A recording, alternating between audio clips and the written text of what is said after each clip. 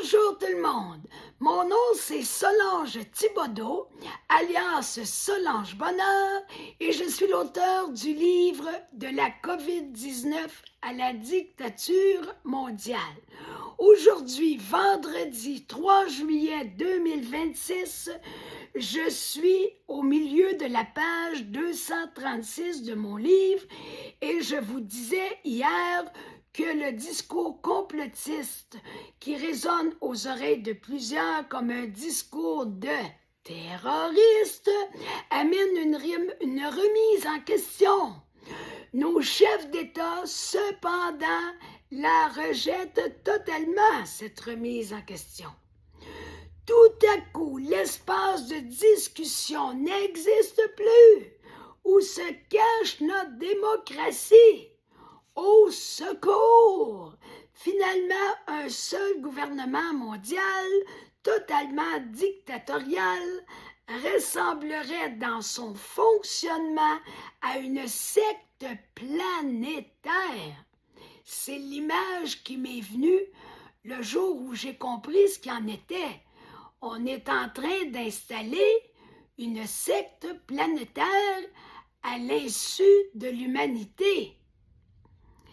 Une secte politique dans laquelle les citoyens du monde, par ruse et par grave manipulation, seraient enrôlés de force et à leur insu. C'est ça qui est vraiment très grave. Et c'est pourquoi j'ai écrit ce livre, pour que les gens puissent voir clair dans ce qui leur passe sous le nez. Je reprends mes comparaisons avec les sectes. A. De même que les rebelles de la secte deviennent les ennemis de celle-ci, B. Les complotistes, entre parenthèses, qui incluent les dissidents de tout genre confondus, deviennent les ennemis de la société tout entière. Ainsi se développe le goût de se taire dans une secte comme dans notre société actuelle terrorisée par le virus. Rien d'étonnant à cette réaction émotionnelle, car elle entre dans la mire des gourous autant que dans celle de nos gouvernants. L'objectif consistant à nous faire taire.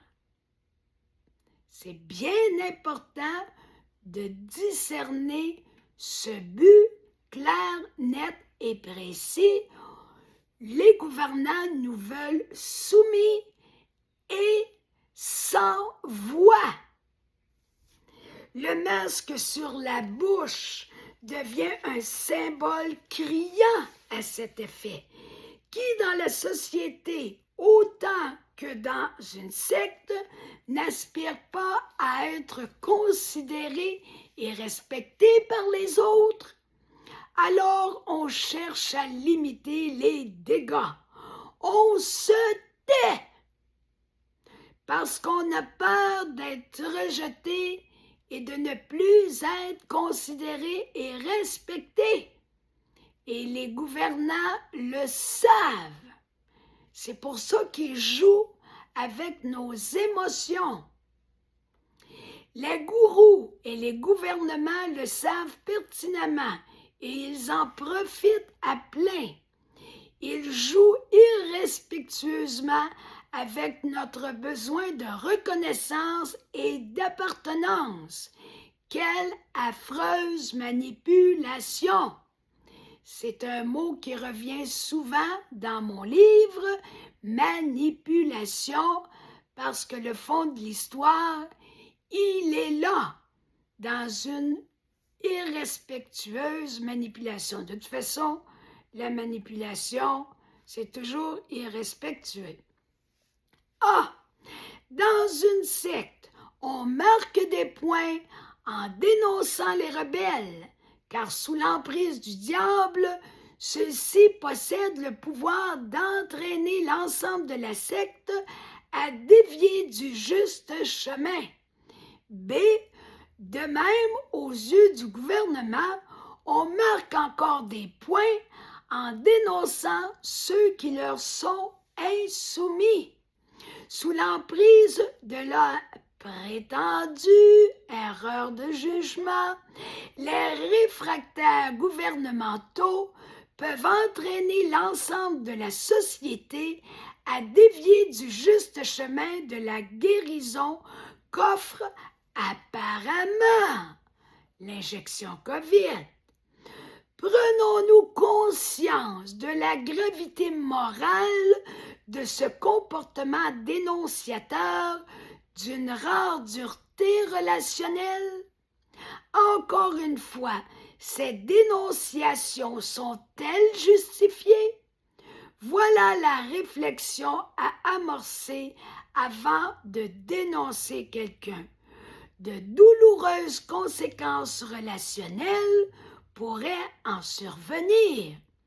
Compte tenu de la violence que représente le fait de dénoncer injustement les autres, prenons au préalable toutes les informations et les précautions nécessaires, de façon à baigner dans la certitude qu'au moins nous posons un geste bénéfique pour l'ensemble de la société.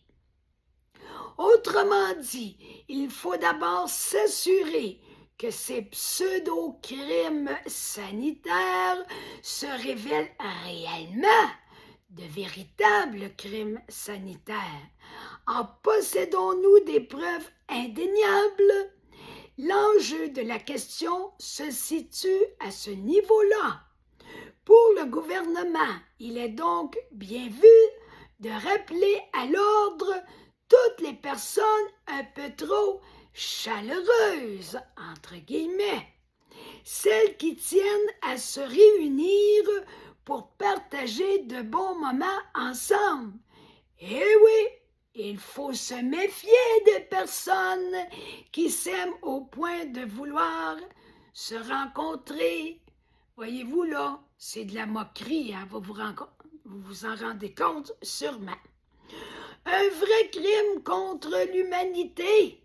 Est-ce vraiment normal, sain, S-A-I-N et saint, S-A-I-N-T, pour reprendre un terme religieux? Excusez.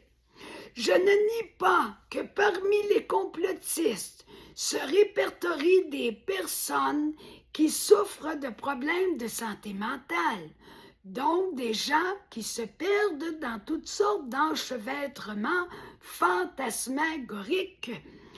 Entre parenthèses, de toute façon, ils s'en retrouvent dans toutes les sphères de la société et tout autant parmi ceux qui accordent pleine confiance au gouvernement et aux médias.